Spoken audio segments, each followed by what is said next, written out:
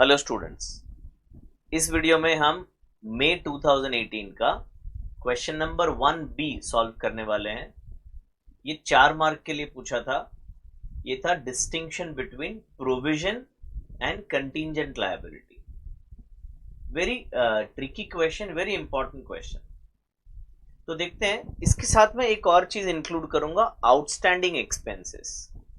तो outstanding expense, provision और contingent liability, ये तीनों का डिस्टिंक्शन। क्वेश्चन एग्जाम में आपको सिर्फ 2 का लिखना है। आउटस्टैंडिंग एक्सपेंस मैं ऐड कर रहा हूं आपको समझाने के लिए। तो से एग्जाम्पल, मेरे स्टाफ ने 1 महीना काम किया मेरे लिए और मैंने उसको मंथ एंड में पेमेंट नहीं किया। मैंने उसको कहा कि भाई पैसे की थोड़ी तंगी है, मैं बाद में दे दूंगा। तो मुझे फिगर जो है, उसे सैलरी कितना देना है वो पता है या नहीं पता है? पता है, बट पैसे नहीं है, तो इसीलिए मैं अभी नहीं दे रहा हूं। तो मैं उसे आउटस्टैंडिंग एक्सपेंसेस बोलूंगा। दूसरा एग्जाम्पल, ये मंथ एंड हो गया है और मेरे पास टेलीफोन बिल आ गया है, इलेक्ट्रिसिटी बिल आ गया है, पर उसकी ड्यू डेट को अभी टाइम है, तो इसलिए मैं अभी पेमेंट नहीं कर रहा हूं। मैं ड्यू डेट पे पे करूंगा। व्हाई शुड आई पे अर्ली? तो अगेन मैं उसे आउटस्टैंडिंग एक्सपेंसेस बोलूंगा। अब आउटस्टैंडिंग एक्सपेंस और प्रोविजन में क्या फर्क है? तो से एग्जाम्पल, इनकम टैक्स मुझे पे करना है। अब इनकम टैक्स का कोई इनकम टैक्स डिपार्टमेंट से बिल तो आता नहीं है कि आपको इतना इनकम टैक्स पे करना है। इनकम टैक्स जो मैं कैलकुलेट करूंगा वो मेरा एस्टिमेट है, जो मैं रिलायबली एस्टिमेट करूंगा based on what ever information I have, based on what my chartered accountant tells me, based on my understanding of the law. तो ये सब ध्यान में रख के मैं जो इनकम टैक्स है वो एस्टिमेट करूंगा। उसका एग्जैक्ट अमाउंट पता नहीं है, इसीलिए वहां पे वर्ड आउटस्टैंडिंग टैक्स ऐसा यूज नहीं करते हैं। वहां पे वर्ड यूज करते हैं प्रोविजन फॉर टैक्स। और इसी के साथ कनेक्टेड एक और एग्जांपल दे दूं कंटिंजेंट लायबिलिटी का। तो पहले प्रोविजन पे वापस आता हूं। मेरा इनकम एक्स रुपीज है, उस पे मैंने इनकम टैक्स कैलकुलेट किया, एस्टिमेट किया मेरे हिसाब से, और मैंने गवर्नमेंट को उसमें से थोड़े पैसे दे भी दिए। अब अगर गवर्नमेंट से मुझे कुछ डिमांड आया और उन्होंने कहा कि आपने जो कैलकुलेशन की है वो गलत है और हमारे हिसाब से जो टैक्स का अमाउंट है वो ज्यादा आना चाहिए, अगर मैं अग्री करता हूं तो आई हैव टू पे एंड बात खत्म हो गई। But if I don't agree, if I show them the law कि नहीं आप गलत हो, मैं सही हूं, in that case there is a dispute between the income tax department and me, so that amount is called contingent liability. So with this background, let us see the distinction which is on your screen. पहला, provision is a present liability of uncertain amount। देखा, uncertain amount मतलब अभी amount पक्का नहीं है कि कितना पे करना है, पर यह पक्का है कि पे करना है। which can be measured reliably, ऐसे हवे में एस्टिमेट नहीं करना है। हमारे पास कुछ बेस है जिसके बेसिस पे हम उसको रिलायबली एस्टिमेट कर सकते हैं by using a certain degree of estimation, then that is called provision. A contingent liability is a possible obligation, confirm नहीं है, possible obligation that may or may not crystallise depending on the occurrence or non occurrence of one or more uncertain future events.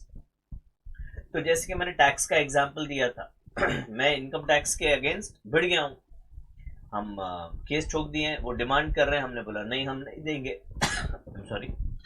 तो दोनों के बीच में बहस चल रही है और फाइनली मामला कोर्ट में गया और कोर्ट में डिसाइड हो गया कि मैं सही हूं, तो मुझे नहीं देना पड़ेगा। तो जब से मैंने केस फाइल किया है तब से जब तक डिसीजन नहीं आता है, तो वो मेरी बुक्स में मैं रिकॉर्ड नहीं करूंगा एज अ लायबिलिटी, बिकॉज मैं अग्री ही नहीं कर रहा हूं कि वो लायबिलिटी। तो हम उसे क्या नाम देंगे? हम उसे कंटीजेंट लायबिलिटी नाम दे देंगे, contingent on decision by the court.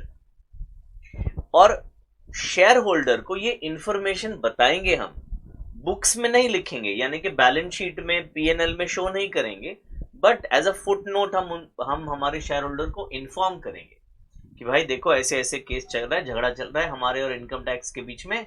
मामला एग्जाम्पल 50 लाख रुपए का है और हो सकता है हम हार जाएं, हो सकता है हम जीत जाएं। तो अगर हम हार जाते हैं तो 50 लाख का नुकसान हो सकता है। अब शेयर होल्डर जाने उसको क्या सोचना है इस बेसिस पे, बट डिस्क्लोज करना कंपलसरी है। आगे बढ़ते हैं। A provision meets recognition criteria. इसका मतलब है कि जो भी नोन लायबिलिटीज हैं उसको रिकॉग्नाइज करना पड़ेगा। रिकॉग्नाइज करना पड़ेगा मतलब बुक्स ऑफ अकाउंट्स में लिखना पड़ेगा। बट ये contingent liability does not meet this criteria because we are not recognizing that as a expense or loss in our books of accounts. Provision is recognized when an enterprise has a present obligation arising from past event, an outflow of resources embodying economic benefit is probable, and a reliable estimate can be made of the amount of obligation. Words बहुत भारी भारी हैं, ये study material में से ही मैंने copy किया है। तो इसका क्या मतलब है हम समझाते हैं आपको। जहां पे एंटरप्राइज को यानी कंपनी को पता है कि फ्यूचर में कुछ ऑब्लिगेशन आएगा जहां पे हमें पेमेंट करना पड़ेगा। क्या लिखा है, आउटफ्लो ऑफ रिसोर्स, मतलब हमारा कुछ ना कुछ रिसोर्स जाने वाला है फ्यूचर में, और वो कितना जाएगा वो पक्का पता नहीं है पर उसका एस्टिमेट किया जा सकता है, तो उसे प्रोविजन कहते हैं। Contingent liability as I explained includes a present obligation that do not meet recognition criteria because it is not probable that settlement of obligation will require outflow or amount cannot be reliably estimated। यानी या तो पक्का नहीं है कि payment करना पड़ेगा या नहीं, या दूसरा कितना पे करना पड़ेगा उसको हम एस्टिमेट करने का हमारे पास कोई टूल्स ही नहीं है, तो फिर उसको हम कंटिंजेंट लायबिलिटी बोल सकते हैं। लास्ट वाला यही पॉइंट का रिपीटेशन है। तो ये था हमारा सोल्यूशन क्वेश्चन नंबर 1B का, और आई होप आपको समझ में आया होगा 3 चीजों का डिस्क्रिप्शन। थैंक यू बेटा।